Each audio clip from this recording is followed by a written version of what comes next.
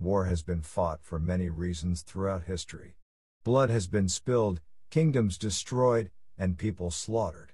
Some battles played a significant role in history, some created legends which have been passed down through the generations, and some of the efficient military tactics that originated on the ancient battlefields are still followed today.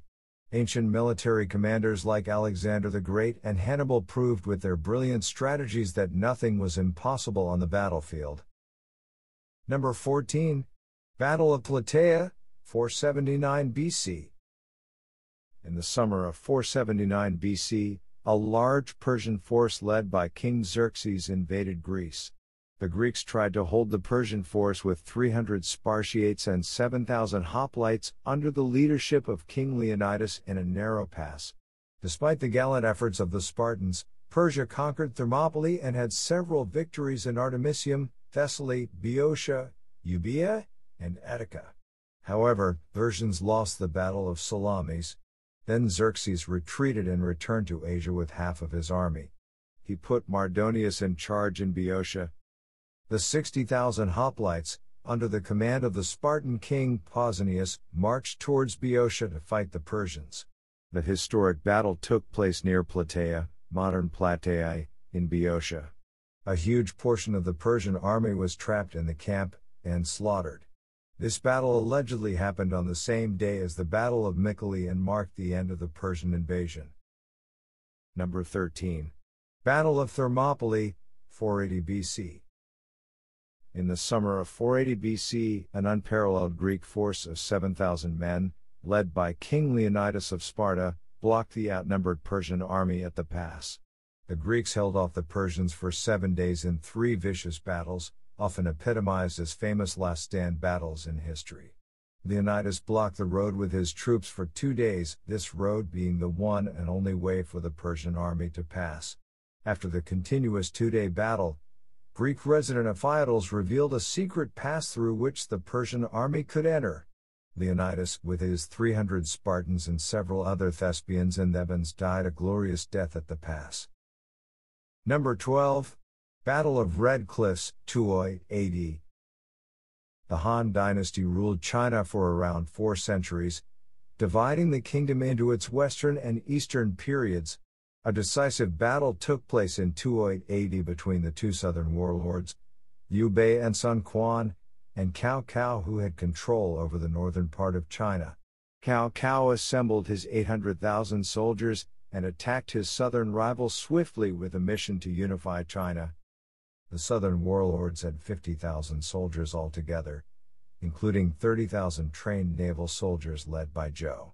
Despite the low numbers of soldiers, Zhou Yu and Lu Su were able to capitalize on the disadvantages of Cao's army. The biggest disadvantage Cao Cao faced was the lack of stable rear supplies, and the fact that many of the soldiers were inexperienced in naval warfare. Number 11. Battle of the Hydaspes, 326 BC.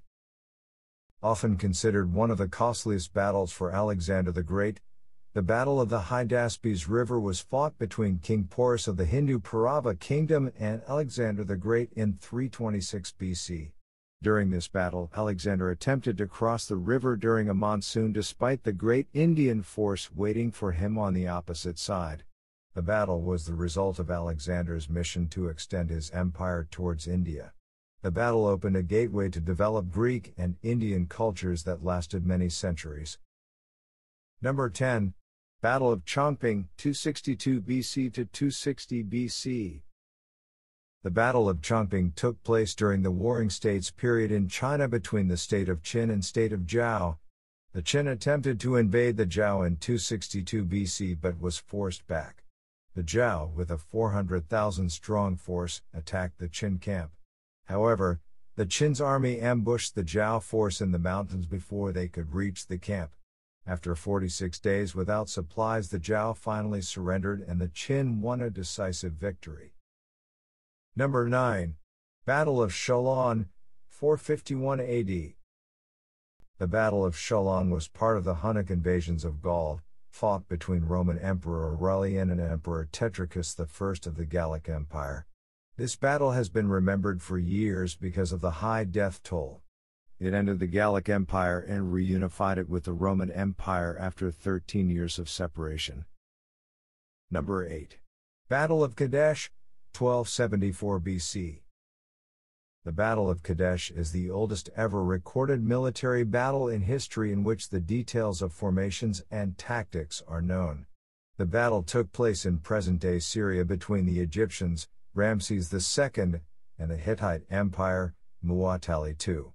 Ramses, along with his bodyguard, arrived from the north to join the Amun division and set up a fortified camp to await the Ra division who were marching from the north. They captured 2 Hittite spies who, after being tortured, revealed the true location of Muwatalli's army. After learning the location, Ramses summoned the remainder of the army and planned to attack the Ra division. When Muwatalli saw an approaching army, he sent his chariot force south of Kadesh to attack the approaching Ra division. Number 7. The Siege of Syracuse, 214 BC to 212 BC. The Siege of Syracuse is part of the Second Punic War that took place between 214 and 212 BC. Sicily was fragmentally divided between 2 rulers. The Romans controlled the west and north, while Hiero controlled the remainder. After the death of Hiero, his young grandson Hieronymus succeeded him. He started negotiating with Hannibal, but this did not turn out well for him. Hieronymus was assassinated and Syracuse was declared a democratic republic primarily dominated by the Carthaginians. The assassination of Hieronymus led to a conflict between pro-Carthaginian and pro-Roman factions. The 2 brothers Hippocrates and Epicides, of mixed Syracusan and Carthaginian descent, took control of the city in the hope of creating a Sicily-Carthaginian stronghold. In order to deal with the situation, the Romans sent Marcus Claudius Marcellus to Sicily, who took control of Leontini and took all the Carthaginians prisoner, beating and beheaded them. The 2 brothers escaped from Leontini and spread the story to the Romans. The Romans slaughtered all the inhabitants of the city and Marcellus encircled Syracuse and commenced the military operation in 213 BC. Number 6. Battle of the Metaurus, 207 BC. The Battle of Metaurus was one of the most important battles of the Second Punic War. Hannibal was waiting for reinforcements and seized equipment from his brother Hasdrubal. The reinforcements and equipment were pivotal to secure a victorious battle against Rome. The Roman force was led by Marcus Livius Salinator and Caius Claudius Nero. Claudius, who was fighting Hannibal in Grumentum, 100 kilometers south of the Metaurus River, reached Metaurus to accompany Marcus Livius. The vicious and undetected forces trapped Hasdrubal in Metaurus. Instead of the expected military troops, Hannibal received Hasdrubal's head thrown by the Romans into his camp. Number 5. Third Servile War, 73 BC to 71 BC. The Third Servile War was the last in a series of slave rebellions against the Roman Republic led by the rebellious Roman slave Spartacus. The small group of 78 slaves and escaped gladiators grew into a massive army made up of 120,000 men, women, and children. With a growing threat from the slave rebellions, the Romans formed an army of 8 legions under the leadership of Marcus Licinius Crassus. The war ended in 71 BC with a decisive Roman victory. Number 4. Battle of Gaugamela, 331 BC. The decisive battle between Alexander the Great and the Persian Achaemenid Empire took place on October 1, 331 BC. Despite his small military force, compared to the Achaemenid Empire, Alexander's tactics worked effectively. The 2 great armies met near Gaugamela, the present-day city of Mosul in Iraq. Alexander's ingenious tactics worked so effectively that the battle led to the fall of the Achaemenid Empire. Number 3. Battle of Salamis, 480 BC. The Battle of Salamis is part of the Greco-Persian Wars fought between the alliance of Greek city-states and the Persian Empire in 480 BC. Despite being heavily outnumbered by Persian soldiers, the tactics of the Greeks allowed them to outmaneuver their enemy in the narrow streets. A small Greek force blocked the Thermopylae pass. The Greeks engaged with the Persian force in the nearby Straits of Artemisium, resulting in the Battle of Thermopylae. The Greek forces were obliterated. King Xerxes, realizing his forthcoming defeat, moved with his depleted army back to Persia, and the Persian general, Mardonius, took charge of the battle. Often seen as the first ever recorded naval battle, the Battle of Salamis ended up with a Greek victory. The Persians faced heavy losses, losing 300 ships as opposed to the Greeks' loss of 40 ships. Number 2. Battle of Carrhae, 53 BC. Crassus, one of the wealthiest men in Rome, assembled his forces and decided to invade Parthia without the official consent of the Roman Senate. Crassus marched into Parthia through the deserts of Mesopotamia, rejecting an offer from King Artavas II of Armenia to use an Armenian route for the invasion.